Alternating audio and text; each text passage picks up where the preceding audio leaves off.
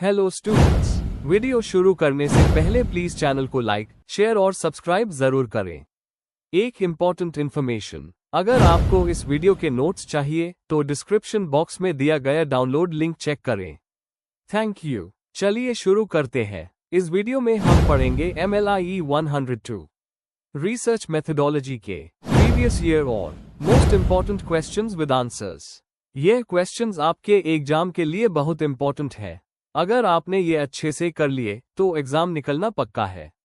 Let's begin. Question 1, define research. Discuss the need and types of research with examples. Question explanation. इस question में हमें research की definition लिखनी है, उसकी इंपॉर्टेंस बतानी है और अलग अलग टाइप्स ऑफ रिसर्च को एग्जाम्पल्स के साथ एक्सप्लेन करना है, जैसे बेसिक, एप्लाइड, क्वालिटेटिव और quantitative research. Answer. Introduction. Research एक सिस्टमैटिक और ऑर्गेनाइज्ड प्रोसेस है जिसमें डेटा कलेक्ट करके, एनालाइज करके और इंटरप्रेट करके किसी भी टॉपिक या प्रॉब्लम को समझा जाता है। इसका मेन पर्पस होता है नए फैक्ट्स डिस्कवर करना, थियरीज टेस्ट करना और प्रॉब्लम सॉल्व करना। Library and information science LIS में रिसर्च से हमें बेटर इंफॉर्मेशन सिस्टम्स और यूजर ओरिएंटेड सर्विसेज डिजाइन करने में मदद मिलती है। Clifford Woody के according, research means defining and redefining problems, collecting and analyzing data, and reaching conclusions. Main body 1. Meaning and definition of research. Word research French word recherche से आया है, जिसका मतलब है दोबारा तलाश करना या गहन खोज। ये एक साइंटिफिक प्रोसेस है जिसमें फैक्ट्स और प्रिंसिपल्स एस्टेब्लिश किए जाते हैं। C.R. कोठारी कहता है, research is a scientific and systematic search for information on a specific topic. Simple words में, रिसर्च सच्चाई को ढूंढने की एक प्रोसेस है थ्रू स्टडी, ऑब्जर्वेशन और एक्सपेरिमेंटेशन। एग्जाम्पल, डिजिटल लाइब्रेरी के यूजर्स के सेटिस्फैक्शन पर सर्वे करना एक रिसर्च का एग्जाम्पल है। 2. Need for research. Research society और नॉलेज दोनों के डेवलपमेंट के लिए बहुत जरूरी है। इसके कुछ मेन रीजंस ये हैं। नए नॉलेज की खोज। रिसर्च से हमें नए आइडियाज और रिलेशनशिप्स मिलते हैं। एग्जाम्पल, आर्टिफिशियल इंटेलिजेंस से लाइब्रेरी ऑटोमेशन को इम्प्रूव करने पर स्टडी। Problem solving. रिसर्च से हम रियल लाइफ प्रॉब्लम्स को साइंटिफिक तरीके से सॉल्व कर सकते हैं। एग्जाम्पल, डिजिटल रिसोर्सेज को बेटर ऑर्गेनाइज करने के तरीके ढूंढना। Improvement of practices. रिसर्च से वेरीफाइड नॉलेज मिलता है जिससे प्रोफेशनल प्रैक्टिसेस इम्प्रूव होती है। Example, user friendly library catalogue बनाना। Theory testing. Research existing theories को टेस्ट करने और नए मॉडल्स बनाने में हेल्प करती है। Decision making. पॉलिसी और मैनेजमेंट लेवल पे बेटर डिसीजंस लेने के लिए रिसर्च यूजफुल होती है। 3. Types of research. A. Purpose के बेसिस पर। Basic, pure research theoretical knowledge बढ़ाने के लिए होती है। एग्जाम्पल, यूजर्स के रीडिंग बिहेवियर पर general study. Applied research specific problems को सॉल्व करने के लिए होती है। Example, library orientation programmes improve करने के लिए रिसर्च। बी. डाटा के नेचर के बेसिस पर। क्वालिटेटिव रिसर्च ह्यूमन एक्सपीरियंस और बिहेवियर को समझने के लिए होती है। Interviews, case studies, observation use होता है। एग्जाम्पल, यूजर सेटिस्फैक्शन पर रिसर्च। क्वांटिटेटिव रिसर्च नंबर्स और स्टैटिस्टिक्स पर बेस्ड होती है। एग्जाम्पल, कितने लोग ऑनलाइन डेटाबेस यूज करते हैं, इसका डेटा एनालाइज करना। सी. मेथड के बेसिस पर। डिस्क्रिप्टिव रिसर्च कोई फिनोमेनन या पॉपुलेशन के कैरेक्टरिस्टिक्स डिस्क्राइब करती है। एग्जाम्पल, लाइब्रेरी यूसेज पर सर्वे। एक्सपेरिमेंटल रिसर्च वेरिएबल्स को कंट्रोल करके कॉज इफेक्ट रिलेशन टेस्ट करती है। एग्जाम्पल, लाइब्रेरी लेआउट बदलने से यूजर एंगेजमेंट पर effect. Historical research past event study करके उनका प्रेजेंट पर इम्पैक्ट समझाता है। एग्जाम्पल, कैटलॉगिंग स्टैंडर्ड्स के डेवलपमेंट पर रिसर्च। एक्सप्लोरेटरी रिसर्च जहां पे कम स्टडीज होती है वहां नए टॉपिक्स एक्सप्लोर करने के लिए होती है। एग्जाम्पल, वर्चुअल रियलिटी का लाइब्रेरी में उस पर स्टडी। 4. LIS फील्ड के examples. User studies library users के रिसोर्स प्रेफरेंस को समझना। इंफॉर्मेशन रिट्रीवल सर्च एल्गोरिदम्स को इम्प्रूव करना। ऑटोमेशन कैटलॉगिंग के लिए नई टेक्नोलॉजीज अडॉप्ट करना। डिजिटल प्रिजर्वेशन रिसोर्सेस को लॉन्ग टर्म के लिए सेफ रखना। कंक्लूजन, रिसर्च नॉलेज और डेवलपमेंट का बेस है। ये थियरी और प्रैक्टिस दोनों को कनेक्ट करती है। लाइब्रेरी एंड इंफॉर्मेशन साइंस में रिसर्च से हम यूजर्स को बेटर सर्विस दे सकते हैं, सिस्टम्स इंप्रूव कर सकते हैं और एफिशिएंट डिसीजन मेकिंग कर सकते हैं। रिसर्च एक प्रोसेस है जो नॉलेज को रियलिटी में बदलती है। If you need the notes of this video, there's a download link in the description box. Be sure to check it out. Thank you. Let's see the next question. Question 2. What do you understand by historical research?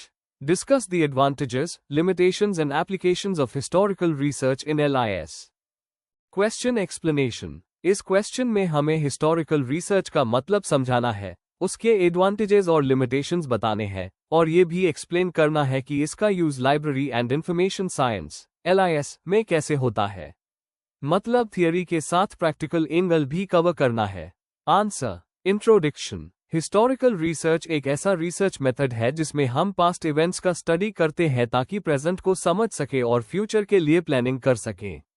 इसमें researcher पुराने documents, records और archives का analysis करता है। LIS के field में ये research libraries, cataloguing systems और इंफॉर्मेशन सर्विसेज के डेवलपमेंट को ट्रेस करने में मदद करती है। इससे हमें पता चलता है कि लाइब्रेरी सिस्टम्स कैसे इवॉल्व हुए और उनके ट्रेंड्स क्या रहे। Main body. 1. Meaning and nature of historical research. Definition. Historical research का मतलब होता है पास्ट इवेंट्स का सिस्टमैटिक स्टडी करना यूजिंग ऑथेंटिक सोर्सेज जैसे डॉक्यूमेंट्स, आर्काइव्स और मैन्यूस्क्रिप्ट्स। इसका एम होता है पास्ट को ऑब्जेक्टिवली रिकंस्ट्रक्ट करना और समझना कि उसका प्रेजेंट पर क्या असर हुआ। यह रिसर्च डिस्क्रिप्टिव भी होती है, क्या हुआ, और एनालिटिकल भी, क्यों और कैसे हुआ। LIS में ये रिसर्च लाइब्रेरीज, क्लासिफिकेशन सिस्टम्स और लाइब्रेरी लॉज के विकास को समझाने में हेल्प करती है। एग्जाम्पल, अगर कोई रिसर्चर इंडिया में पब्लिक लाइब्रेरीज के ग्रोथ या ड्यूई डेसिमल क्लासिफिकेशन के इवोल्यूशन पर स्टडी कर रहा है, तो वो हिस्टोरिकल रिसर्च कर रहा है। 2. स्टेप्स इन्वॉल्व्ड इन historical research. Problem selection. Research के लिए एक सूटेबल हिस्टोरिकल टॉपिक चूज करना जैसे development of national libraries. Data collection. Primary sources, letters, reports, records और सेकेंडरी सोर्सेज, बुक्स, आर्टिकल्स से डाटा लेना। Evaluation of sources. सोर्सेज की reliability और ऑथेंटिसिटी चेक करना, इसको एक्सटर्नल और इंटरनल क्रिटिसिज्म कहते हैं। इंटरप्रिटेशन। डाटा को लॉजिकली अरेंज करके उससे कंक्लूजन्स निकलना और पैटर्न समझना। नोट। ऑब्जेक्टिविटी और फैक्ट्स वेरिफिकेशन हिस्टोरिकल रिसर्च के लिए सबसे जरूरी होती है। 3. Advantages of historical research. Better understanding. Past को समझने से प्रेजेंट प्रॉब्लम्स का सॉल्यूशन मिलता है।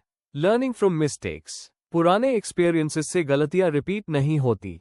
Preservation of heritage. लाइब्रेरीज के हिस्ट्री और ग्रोथ को प्रिजर्व करने में मदद मिलती है। Helps in planning. पास्ट के डाटा से पॉलिसी और मैनेजमेंट प्लानिंग इजी हो जाता है। Foundation for new research. यह फ्यूचर कंपैरेटिव रिसर्च के लिए बेस प्रोवाइड करता है। 4. Limitations of historical research. Biased sources. Old data subjective या बायस्ड हो सकता है। Missing records. इंपॉर्टेंट डॉक्यूमेंट्स कभी कभी मिलते नहीं, जिससे एक्यूरेसी कम हो जाती है। सब्जेक्टिविटी। रिसर्चर का पर्सनल ओपिनियन इंटरप्रिटेशन को अफेक्ट कर सकता है। Verification problems. Past events verify करना मुश्किल होता है। Time consuming. डॉक्यूमेंट्स कलेक्ट और एनालाइज करने में बहुत समय लगता है। 5. Applications of historical research in LIS library development. Public और एकेडमिक लाइब्रेरीज के ग्रोथ और इवोल्यूशन का study. Information systems. Information organisation और रिट्रीवल के चेंजेस समझना।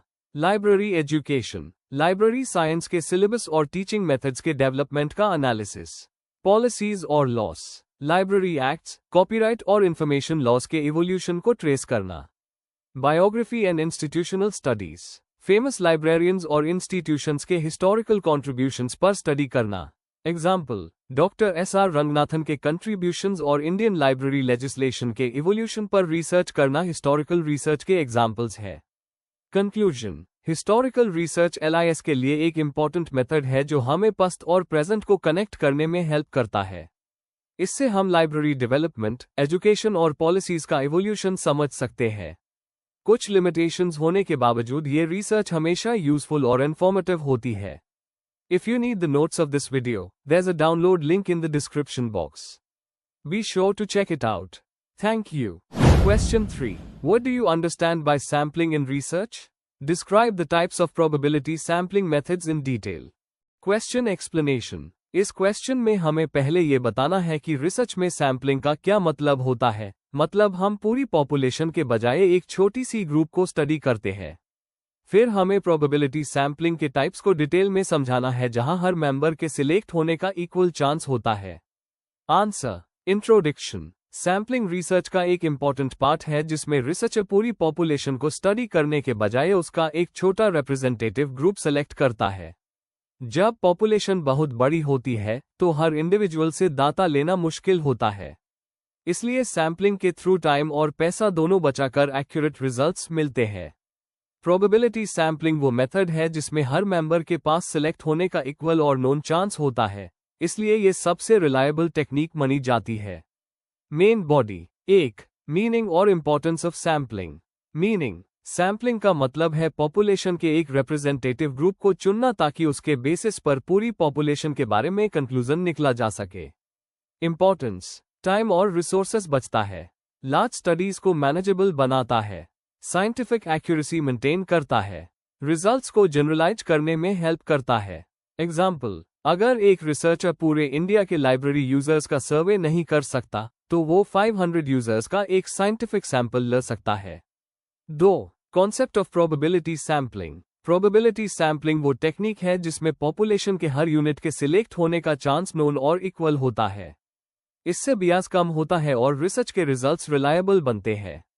ये मेथड सोशल साइंस, बिजनेस और लाइब्रेरी रिसर्च में बहुत यूज होती है। प्रोबेबिलिटी सैम्पलिंग के मेन टाइप्स है।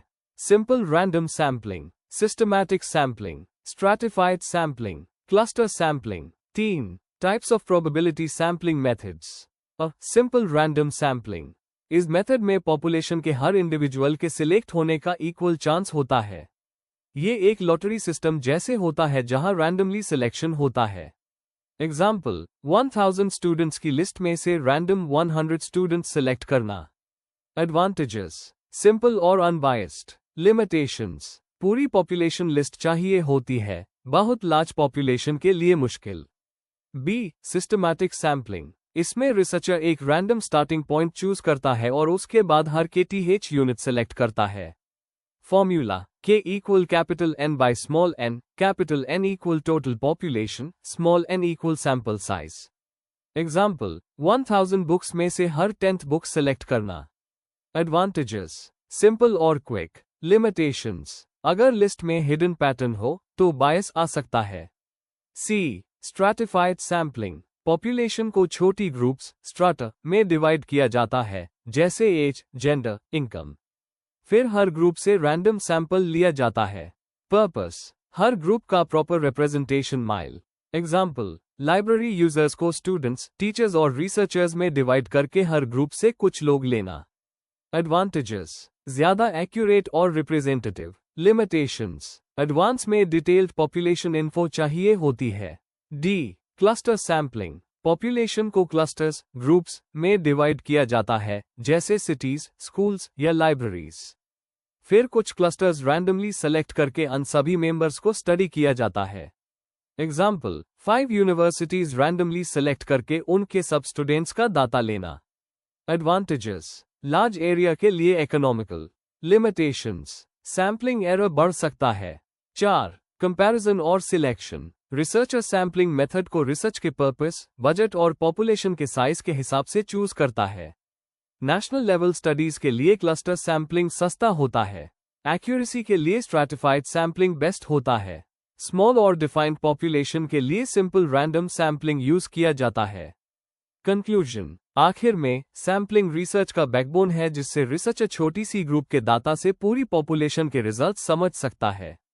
प्रोबेबिलिटी सैम्पलिंग सबसे साइंटिफिक और फेयर मेथड है क्योंकि हर मेंबर को इक्वल चांस मिलता है। ये मेथड्स रिसर्च को अनबायस्ड और रिलायबल बनाते हैं। If you need the notes of this video, there is a download link in the description box. Be sure to check it out. Thank you. Let's see the next question. Question 4. Discuss the importance of statistical packages in research. Write a detailed note on SPSS. Question explanation. इस question में हमें बताना है कि research में statistical packages का क्या importance है, ये डेटा एनालिसिस में कैसे मदद करते हैं और SPSS के बारे में डिटेल में लिखना है, उसके फीचर्स, यूजेस और एप्लीकेशंस के साथ। Answer, introduction. रिसर्च में डाटा कलेक्ट करने के बाद उसका एनालिसिस करना सबसे जरूरी स्टेप होता है। स्टैटिस्टिकल पैकेजेस ऐसे सॉफ्टवेयर होते हैं जो रिसर्चर्स को डाटा को एनालाइज करने में मदद करते हैं। ये टूल्स टाइम बचते हैं, एरर्स कम करते हैं और एक्यूरेट रिजल्ट्स देते हैं। SPSS, statistical package for the social sciences, आज के टाइम में सबसे पॉपुलर सॉफ्टवेयर है जो सोशल साइंस, एजुकेशन, साइकोलॉजी और लाइब्रेरी साइंस रिसर्च में होता है। Main body. 1. Importance of statistical packages in research. आज के मॉडर्न रिसर्च में स्टैटिस्टिकल पैकेजेस एक इंपॉर्टेंट रोल प्ले करते हैं। ये कॉम्प्लेक्स डेटा को सिंपल बनाकर रिसर्चर्स को एनालिसिस करने में हेल्प करते हैं। मेन इंपॉर्टेंस, एक्यूरेसी और एफिशिएंसी। ये सॉफ्टवेयर ह्यूमन एरर कम करते हैं और एक्यूरेट रिजल्ट्स देते हैं। Time saving. ये रिपेटिटिव टास्क्स जैसे कोडिंग, टेबल बनाना और ग्राफ जनरेट करना ऑटोमेट करते हैं। वर्सेटिलिटी। ये क्वालिटेटिव और क्वांटिटेटिव दोनों टाइप के डाटा हैंडल कर सकते हैं। Data visualisation. चार्ट्स और ग्राफ्स के थ्रू रिजल्ट्स इजीली समझे जा सकते हैं। एडवांस एनालिसिस, रिग्रेशन, कोरिलेशन और एनोवा जैसी टेक्निक्स अप्लाई करने में हेल्प मिलती है। Example, library science researcher SPSS का यूज करके यूजर सेटिस्फैक्शन सर्वे का एनालिसिस कर सकता है और हाइपोथेसिस टेस्ट कर सकता है। 2. Overview of SPSS, statistical package for the social sciences. SPSS एक पुराना और रिलायबल स्टैटिस्टिकल पैकेज है जो 1960 में डेवलप हुआ था। ये बिगिनर्स के लिए भी इजी है और एडवांस एनालिसिस के लिए भी powerful.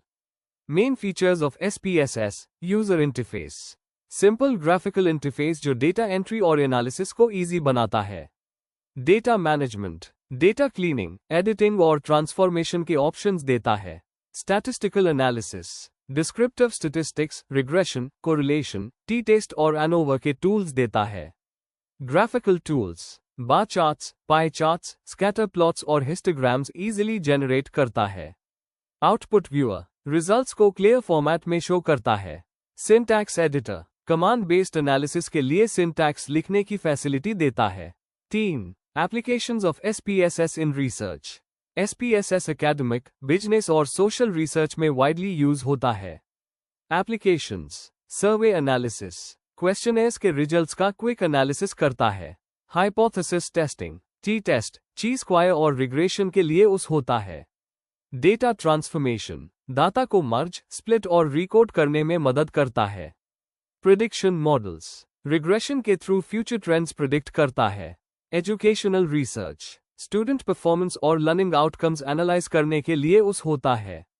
Example, library and information science research में SPSS से लाइब्रेरी सर्विसेज और यूजर बिहेवियर का एनालिसिस किया जा सकता है।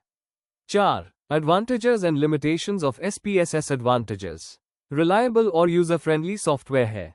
लार्ज डाटासेट्स को हैंडल कर सकता है। ग्राफिकल और न्यूमेरिकल दोनों टाइप के आउटपुट्स देता है।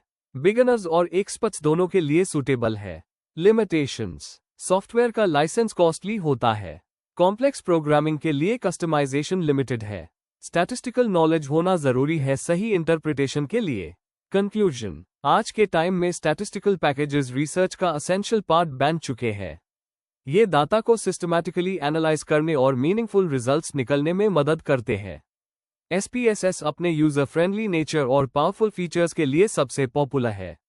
ये रिसर्चर को रॉ डाटा से यूजफुल कंक्लूजन तक ले जाता है। इसी वजह से SPSS हर रिसर्च प्रोसेस का एक इंपॉर्टेंट टूल माना जाता है। If you need the notes of this video, there's a download link in the description box. Be sure to check it out. Thank you. Let's see the next question. Question 5. Describe the types and processes involved in interview method of research. Question explanation. इस question में हमें interview method का meaning समझाना है, उसके different types बताने हैं और इंटरव्यू कॉन्डक्ट करने के प्रोसेस को एक्सप्लेन करना है। हमें यह भी बताना है कि रिसर्च में इंटरव्यू कैसे एक इंपॉर्टेंट डेटा कलेक्शन टूल के रूप में होता है। Answer, introduction. इंटरव्यू मेथड एक बहुत पॉपुलर डेटा कलेक्शन टेक्निक है जिसमें रिसर्चर और रिस्पोंडेंट के बीच एक पर्पसफुल कॉन्वर्सेशन होती है। यह मेथड मेनली सोशल साइंस और लाइब्रेरी रिसर्च में होता है जहां रिसर्चर डायरेक्टली लोगों से उनके एक्सपीरियंसेस, ओपिनियंस और बिहेवियर्स के बारे में जानकारी लेता है। इंटरव्यू मेथड फ्लेक्सिबल होता है और क्वालिटेटिव और क्वांटिटेटिव दोनों टाइप्स के रिसर्च में काम आता है। Main body. 1. मीनिंग और importance of interview method. Interview एक ऐसा मेथड है जिसमें रिसर्चर, इंटरव्यूअर, रिस्पोंडेंट से सवाल पूछकर यूजफुल इंफॉर्मेशन गैदर करता है। इससे लोगों के रियल एक्सपीरियंसेस और उनके व्यूज को समझा जा सकता है। गुड और हट के हिसाब से interview a conversation with a purpose है। जब क्वेश्चनएयर से इमोशनल या डिटेल्ड रिस्पॉन्स नहीं मिलते तब इंटरव्यू सबसे इफेक्टिव होता है।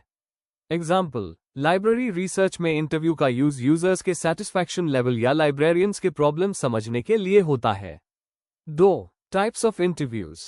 इंटरव्यूज को अलग अलग बेसिस पर क्लासिफाई किया जा सकता है, स्ट्रक्चर, मोड और पर्पस के हिसाब से। ए. स्ट्रक्चर के हिसाब से स्ट्रक्चर्ड इंटरव्यू फिक्स्ड क्वेश्चंस होते हैं, सब रिस्पोंडेंट्स से सेम ऑर्डर में पूछे जाते हैं। फॉर्मल और स्टैंडर्डाइज्ड होता है।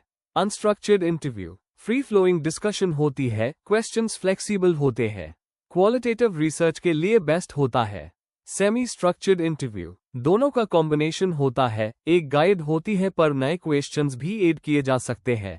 बी. मॉड के हिसाब से फेस टू फेस इंटरव्यू सामने बैठकर बात की जाती है। टेलीफोनिक इंटरव्यू फोन के जरिए होता है, टाइम और कॉस्ट दोनों बचते हैं। Online virtual interview Zoom, Google Meet जैसे टूल्स के जरिए होता है। सी. पर्पस के हिसाब से डेप्थ इंटरव्यू रिस्पोंडेंट के पर्सनल फीलिंग्स और बिलीफ्स समझने के लिए। फोकस्ड इंटरव्यू कोई एक स्पेसिफिक इशू पर बात करने के लिए। ग्रुप इंटरव्यू एक साथ कई लोगों से फीडबैक लेने के लिए। 3. Process of conducting an interview. Step 1. Planning the interview research का ऑब्जेक्टिव और टारगेट ग्रुप डिसाइड करना। इंटरव्यू का टाइप सेलेक्ट करना। क्वेश्चन गाइड प्रिपेयर करना। Step 2. Selecting and training interviewers interviewer को कम्युनिकेशन स्किल और पेशेंस होना चाहिए। ट्रेनिंग से कंसिस्टेंसी और एथिक्स मेंटेन होती है। Step 3. Conducting the interview respondent के साथ फ्रेंडली रिलेशन बनाना। क्वेश्चंस पोलाइटली पूछना और ध्यान से सुनना। परमिशन लेकर नोट्स या रिकॉर्डिंग करना।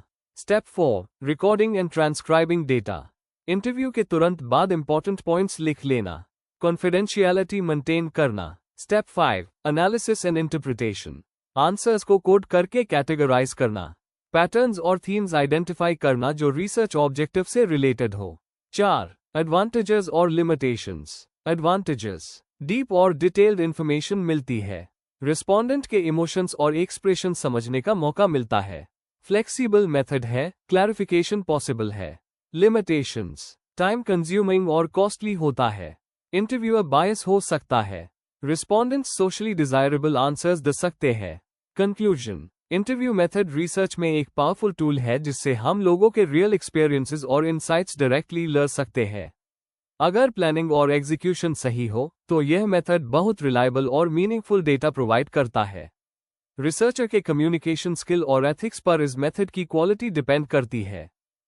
Before we end, please like, share and subscribe the channel for more such study materials and one important information अगर आपको नोट्स चाहिए तो डिस्क्रिप्शन बॉक्स में डाउनलोड लिंक दिया हुआ है, जरूर चेक करें। Thank you.